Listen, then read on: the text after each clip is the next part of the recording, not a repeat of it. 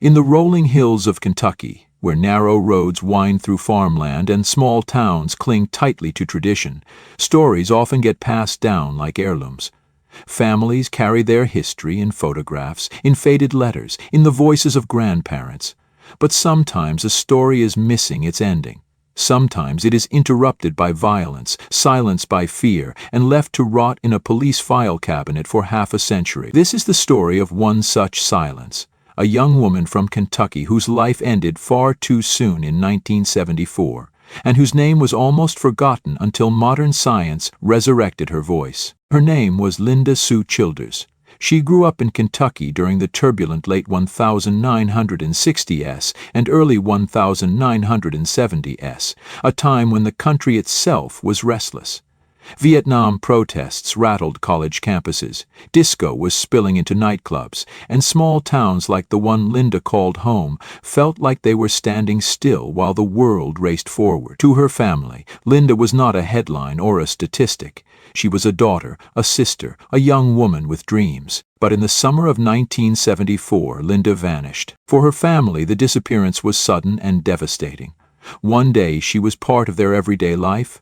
The next, she was simply gone. No note, no clear trace, just absence.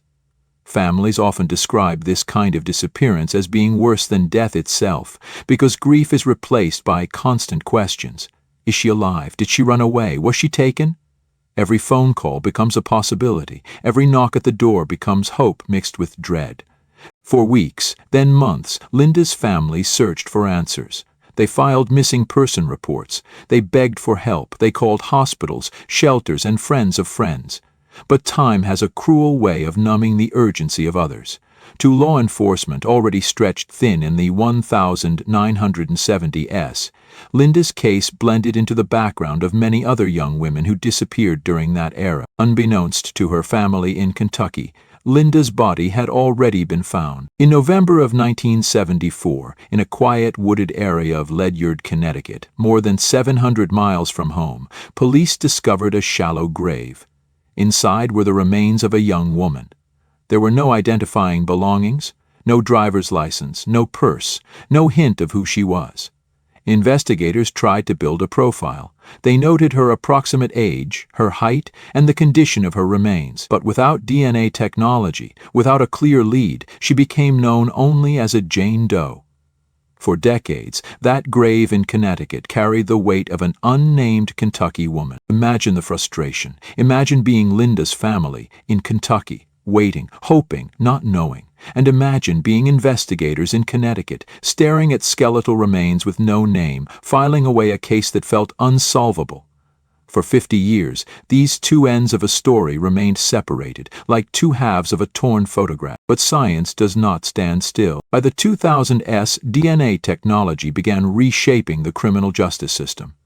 Cold cases that had been unsolvable in the 70s and 80s suddenly cracked open. In 2022, the Connecticut Office of the Chief Medical Examiner, along with modern forensic genealogists, reopened the Jane Doe file from 1974.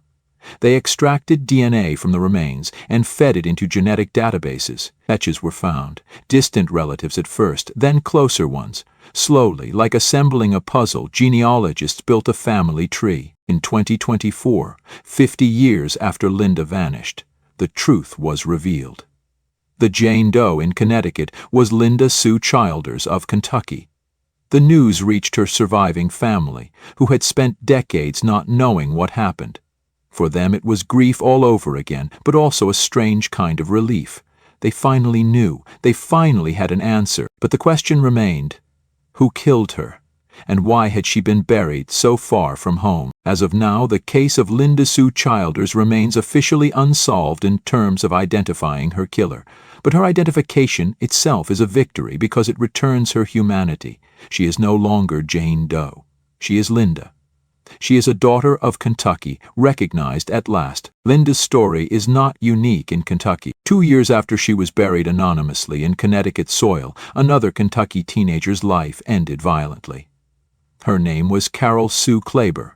She was just 16 years old when she was brutally murdered in June of 1976. Her body was discovered in a ditch near Walton in Boone County. For decades, the case went unsolved. Like Linda, Carol became a cold case file.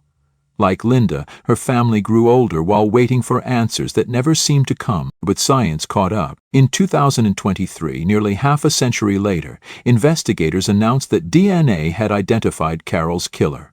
Thomas W. Dunaway, a man who had long been dead, passing away in 1990. He would never face trial, never sit in a courtroom, never hear a verdict read aloud. But the truth was finally known. Carol's family, after 47 years of uncertainty, had their answer. When you look at these two stories side by side, they reveal something about time, justice, and memory. In the 1970s, police departments in Kentucky and across the country were overwhelmed. Forensic tools were limited. Communication between states was often slow or ineffective. A missing woman in Kentucky could end up buried in Connecticut, and no one would connect the dots. A teenage girl killed in Boone County could lie in a ditch without her murderer ever being found. But in the 2020s, we live in a different world. DNA testing, forensic genealogy, and national databases allow us to revisit cases once considered hopeless.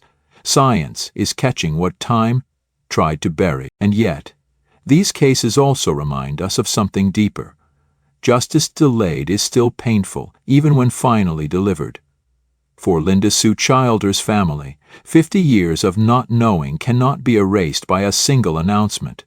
For Carol Sue Klaber's loved ones, knowing the name of the killer brings relief, but also the frustration that he died long before accountability could be served. Still, truth matters. Names matter. Giving a name back to a Jane Doe is a victory against forgetting. Revealing a killer's identity, even posthumously, restores dignity to the victim. As we reflect on these Kentucky cold cases from the 1970s, we are reminded of how fragile life is and how persistent memory can be. Both Linda and Carol were young women full of potential, living in a world that too often failed to protect them. Both became symbols of how cases can slip into silence, and both were eventually reclaimed by the power of science and determination. Today, as genealogists, detectives, and families continue their search for truth, these cases stand as proof that time does not always win.